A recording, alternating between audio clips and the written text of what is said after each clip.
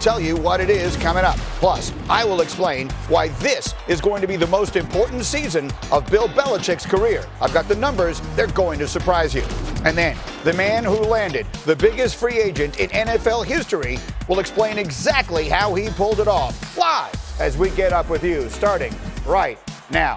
From Bristol on a Monday, I'm Mike Greenberg, and I thank you so much for getting up with all of us here at ESPN. Coming off what was a reasonably busy weekend, we hope that you are all safe and sound. And as I've said repeatedly and we'll be here with you every single morning.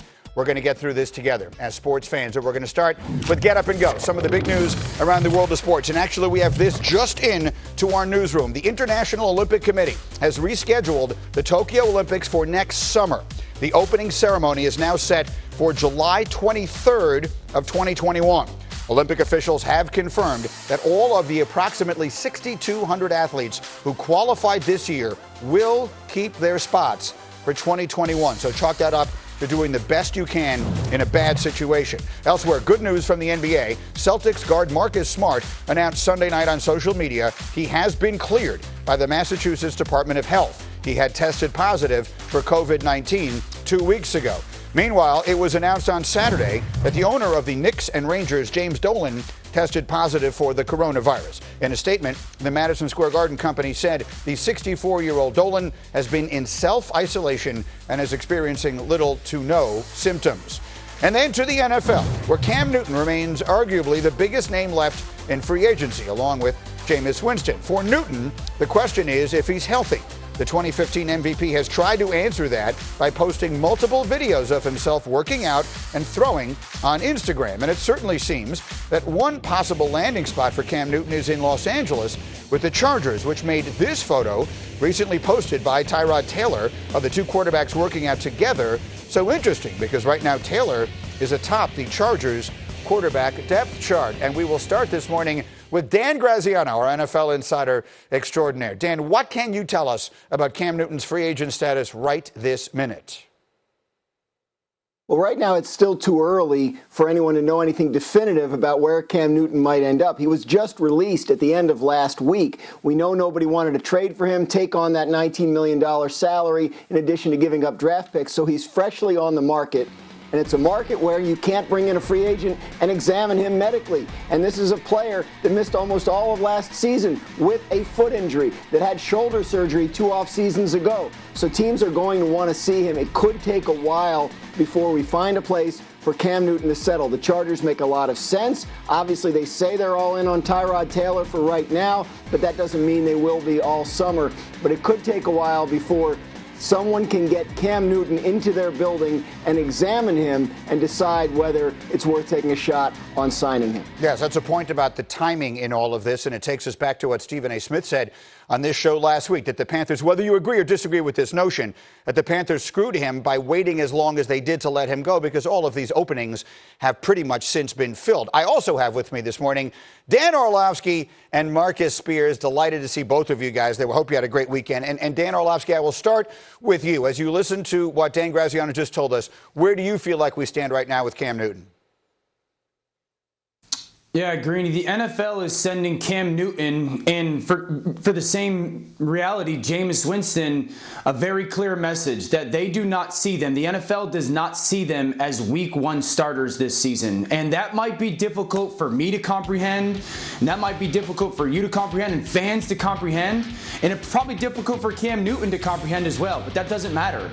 The reality is the NFL is sending Cam a very clear message that right now they don't see him as a week one starter. And that's hard for me to wrap my head around, the fact that a guy who was playing so well in 2018 is not viewed that way. But I think the reality is if the Chargers were going to make a move on Cam, it would have already happened. And he might have to wait till after the draft to see how many seats are left for him to go be a part of a team. Marcus, let me ask you, and I'm going to ask you to guess here, but just to go back to what Stephen A. said about how the timing really was, in Stephen A.'s view, unfair to Cam based upon the totality of the circumstances. If Cam Newton had been released weeks ago, do you think an NFL team would have brought him in as their starting quarterback? Absolutely. Gee, it's the physical.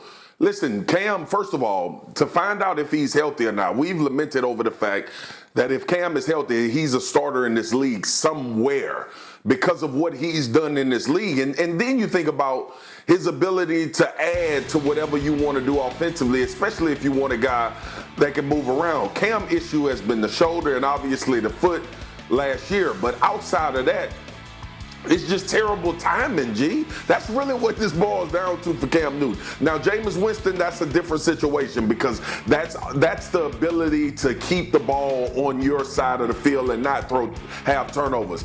I firmly believe with Cam Newton, if he was able to go through the process that you usually go through as a free agent, to put yourself in position for teams to see you, lock in, understand the medical, see everything that's transpired from the time you had your surgery to now, someone would have him as a starter. And I think it would be the LA Chargers, because if they were so sold on Tyrod Taylor, the way Phillip Rivers played last year, Tyrod Taylor should have absolutely been in the game at some point during the season. Yeah, Dan Orlovsky, I agree with all of that, to be honest with you. One way or another, it's about the health. And that's what's really hurting Cam here. Because to pick up on what Marcus just said, he's not a starting quarterback, Cam Newton, in the NFL, if healthy. He's an elite quarterback in the NFL. This is a guy who is to the point we have made repeatedly here. A year and a half ago, he was playing MVP caliber football. It's all about the medicals. And Orlovsky, we won't know this. Some team is going to have to, I would assume, fly blind and take a shot at this at very little money. And they may wind up striking gold. Yeah, I mean, the reality is they've got to sit down with Cam Newton and figure out what his expectations are, Greeny, right? Like, is Cam looking for a 2-3 year deal worth $10+ million a year? Or is he willing to take a 1-year deal in a reasonable salary? I think everyone needs to understand, too, because when we talk about Cam Newton, one of the things that is often said is about the hits, right? And those are valid comments. But his injury was not from a being beat up type of thing or being worn down type of thing. It was a shot on his shoulder that would have happened to any other quarterback. And so I think that's important to point out that injury was a freak injury, not one that was because of all the residual contact he's had over his years. All right, let's wait and see where all of that nets out. It feels like it's going to be a little while before Cam Newton finds a home. Meanwhile, we have another story from the NFL. Playoff expansion appears to be right around the corner. This week, league owners are expected to vote on a proposal that would add one more team from each conference to the playoffs, increasing the field to 14 total. Again, there are currently 12 teams that make the playoffs, and it's been that way for 20 years. And this would add one team in either conference and mean that only one team in each conference would wind up getting a bye. Graziano, let me come back to you, because I think a lot of us believed that with the passing of the new CBA, this was baked in, that this was already done. What can you tell us about this? Yeah, it's actually not specified in the new CBA other than a reference to how the salary cap would be calculated in any season with expanded playoffs. But remember, the owners were supposed to be gathered with GMs and coaches right now in Palm Beach for their annual league meeting. That meeting was canceled a couple of weeks ago for the same reason everything else in sports has been canceled. But the owners are going to be having conference calls today and tomorrow to discuss some of the issues that would have been discussed and voted on at that meeting. And I expect either today or tomorrow, more likely tomorrow, that they will vote to expand the playoff field this year. They have to have some discussions about how that'll work, when the games would be played, which TV networks air them, etc. But I think there will be a vote taken today or tomorrow, most likely tomorrow, that results in an expanded playoff field by one team per conference as early as this season. And let me quickly, before I turn it over to the fellows, go to you. How, if we're going to go to 14, how far are we away, do you think, from a reality where we will eventually see 16, where there will be 8 teams in each conference and no byes in the playoffs?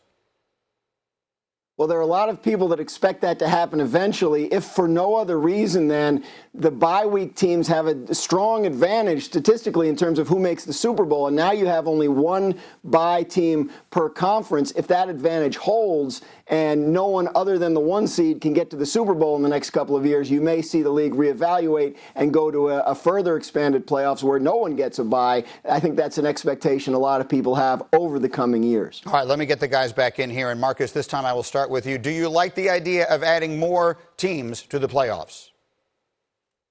I like the 14 teams. That 16 team one, I hate it. I feel like you earn a bye throughout the season. That's just the football player in me. But going back to this, adding one more game, I love the fact that they're doing this, and it's a possibility to have the playoffs start with a lower seed team and the one team having a bye week, because teams get hot. We saw the Titans do it last year.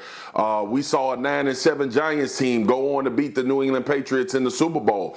The playoffs are about who's peaking at the right time. And all the time in sports, that really doesn't tell you based on a regular season who the best teams end up being when you get to that point in the playoffs. So I think it just makes it more exciting. I think teams that are 8-8 possibly going into that thing that's finally hitting their stride can obviously get to the Super Bowl. I like the idea of it. What do you think, Orlowski?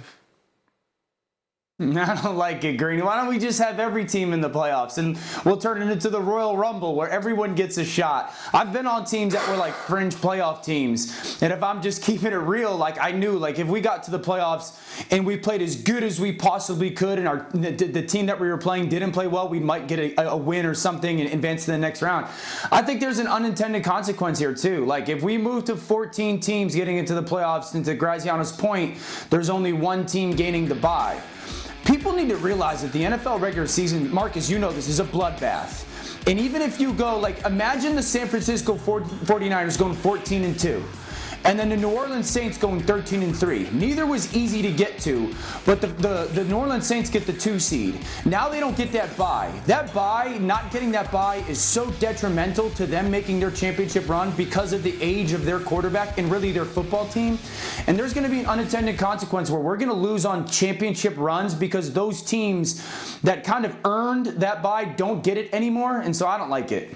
You know, Marcus, he's cutting to the core, really, of the debate here, which is, do you like the idea of a team that did not have a great year but got hot at the end and sneaks in, having the same chance to win the championship that the team that was the best team in the league all year long does? I happen to land on the other side of that. I've said for years on my old show and on this one, the NCAA tournament, which we're currently in the middle of missing, is the best sporting event we have all year long. But it's the worst possible way to choose a champion for an entire season because there's just too much of a randomness to it, and it renders the entire regular season basically irrelevant. And that will be my concern, Marcus, if we decide to put half the teams in the NFL into the playoffs. Don't compare it to that. This is absolutely different. First of all, because it's the NFL and you're dealing with only 32 of them. And then the second thing is this. When you look at the playoffs sometimes, wasn't it Carolina that got in at 7-9 one year or something like that? They won the division but didn't win majority of their games. I could be wrong. And that is a part of what football is. That's what we love about the NCAA tournament, is that Chicago, Loyola could get into the Elite Eight or the Sweet 16. The NFL is adding one team possibly to getting into the playoffs and making a run. That would be crazy exciting for people. I think right now, just talking about it, people can't vision it.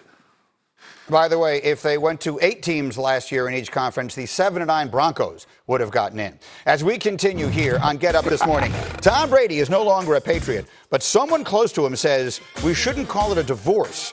You'll hear who it was and why he said it coming up. But first, I just mentioned the NCAA tournament. Right now, the Final Four would have been set over this past weekend. So our sneaky Hembo question this morning is this.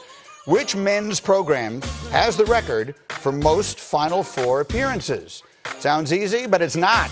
The answer's next. Get Up on ESPN.